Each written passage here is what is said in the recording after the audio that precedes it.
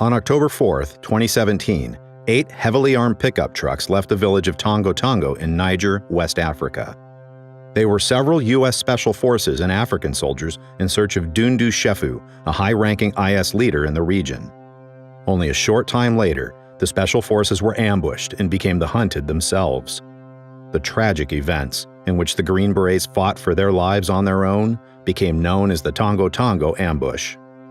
As soon as the convoy left the village, the rear vehicles came under enemy fire from a well-prepared ambush. The fire was weak at first, but became stronger as they reached a small forest. To counter the enemy, the soldiers halted and dismounted under covering fire. The team leader of the Green Berets then formed a squad with 4 Nigerian soldiers and engaged the enemy forces, killing 4 insurgents. Once the threat was eliminated, however, they noticed something far more concerning. The gunmen they had just engaged were only the tip of the enemy forces. Behind them, nearly 100 more enemies were advancing on motorcycles and pickup trucks, equipped with machine guns, mortars, and other heavy weapons. The team leader, recognizing the danger, ran back to the convoy and ordered his soldiers to withdraw as quickly as possible.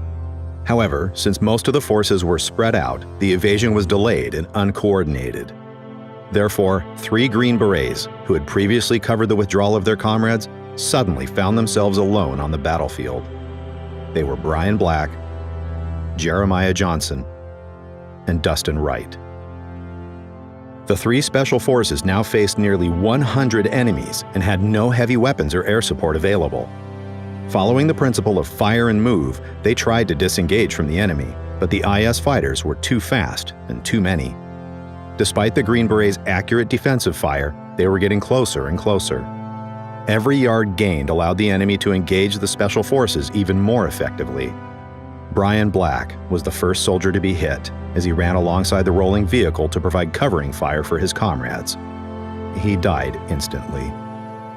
Johnson and Wright returned fire before pulling Black into cover behind the vehicle.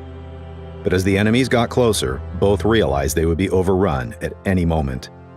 Within seconds, they made the difficult decision to leave their fallen comrade behind and ran for their lives. In the open steppe, they initially managed to escape the hail of enemy bullets, but soon Johnson was hit and fell to the dusty ground. Wright turned and saw Johnson badly wounded lying on the ground, with bullets hitting all around him. He had a chance to escape and perhaps save his life, but decided not to leave his brother to the insurgents. He then ran back and defended Johnson until he too was hit and went down, badly wounded. According to the Geneva Conventions, the wounded and obviously incapacitated are under protection and must be cared for. In the video footage, Johnson was almost motionless on the ground and could no longer lift a weapon. Since the IS fighters did not agree to the Geneva Convention, nor care about human aspects in war, they came within a few yards and executed both severely wounded men with numerous shots at close range. Staff Sergeant LaDavid Johnson was the 4th American soldier who was killed during the Tongo Tongo ambush. The American and African soldiers who had managed to disengage from the enemy in time took up positions about 700 yards south of the attack site. Among them was LaDavid Johnson, the team's mechanic. When the group realized they had left 3 comrades behind, they tried to contact the squad by radio, however, to no avail. Finally, 4 Green Berets volunteered to run back to the dangerous battlefield to search for the soldiers. After the rescue squad set off, the forces that had just escaped were shot at again. Johnson returned fire with one of the mounted machine guns on the vehicles. When the ammunition ran out, he continued to engage the enemy with his sniper rifle. However, as the group was threatened to be surrounded by the enemy again, the team leader had to order an evasion maneuver for the 2nd time. The vehicles began moving and sped away at top speed to escape the hail of enemy bullets. In the process, they left Johnson and 2 of the African soldiers behind, assuming they would join the convoy in a moment. However, enemy fire became so intense that Johnson was unable to enter his truck, which had its driver's side facing the enemy. As the insurgents came closer, the 3 soldiers had no choice but to escape on foot across the savannah. They ran as fast as they could. The enemies reached the empty pickup truck, recognized the fleeing soldiers, and immediately pursued with their vehicles. The African soldiers went about 400 yards before they were caught and killed. LaDavid Johnson, who had tremendous stamina due to his good training, managed to run almost a mile from the enemy before taking up his final stand at a small bush. From here, he fiercely fought off numerous enemies, successfully keeping them at bay at first. However, the mechanic had only his assault rifle and no heavy weapons. There was no radio or phone connection to his comrades. Nevertheless, the family man did not give up and ceaselessly returned fire.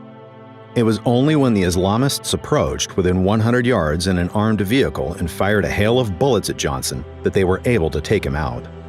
He died alone, with a gun in his hand and after receiving a total of 18 gunshot wounds. It took 2 days to locate and recover his body.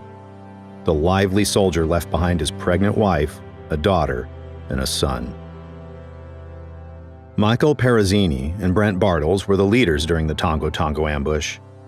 In addition to their American comrades, they also coordinated the African soldiers. Even before the ambush, they had expressed their concerns about the operation because they had no heavy weapons or air support. Moreover, they had been in the field for a long time and desperately needed to rest as well as replenish their supplies. Nevertheless, higher leadership urged them to continue the search for the IS leader. After the Green Berets and their allies came under fire and had to escape twice to avoid being trapped by the enemy, they were still pursued by a large number of heavily armed Islamists. Most of the African forces had fled, so they were now 7 to a vehicle, closely followed by several enemy trucks. During the chase, 5 of the mounted soldiers suffered gunshot wounds. 1 African soldier was killed and the driver got an elbow wound, but ignored his pain and continued driving. The Special Forces team leader was hit so hard that he fell off the truck bed and the team had to turn back to retrieve him.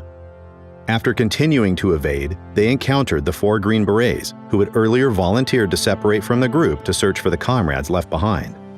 Still, the enemy forces not only outnumbered them, but also had motorcycles, armed vehicles, and mortars, with which they now attacked the American team leaders and their remaining comrades.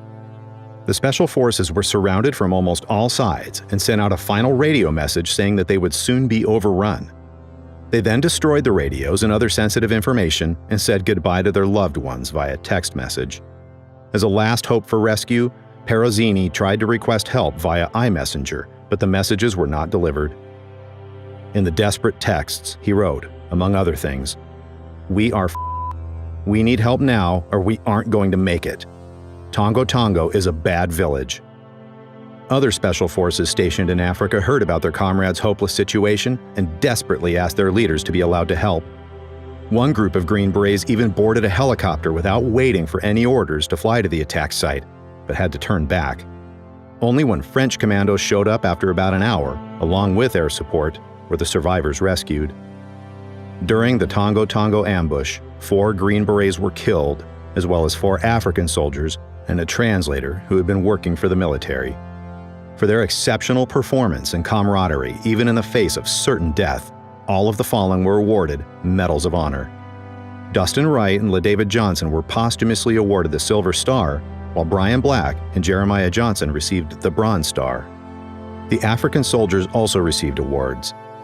2 Nigerians received Bronze Stars for their actions during the ambush. The first soldier had assisted in the successful flanking maneuver on the insurgents, while the second Nigerian voluntarily exposed himself to friendly fire to alert his comrades to their mistake. The funeral of the fallen soldiers was attended by a total of several thousand people. A brotherhood that no one else will truly understand.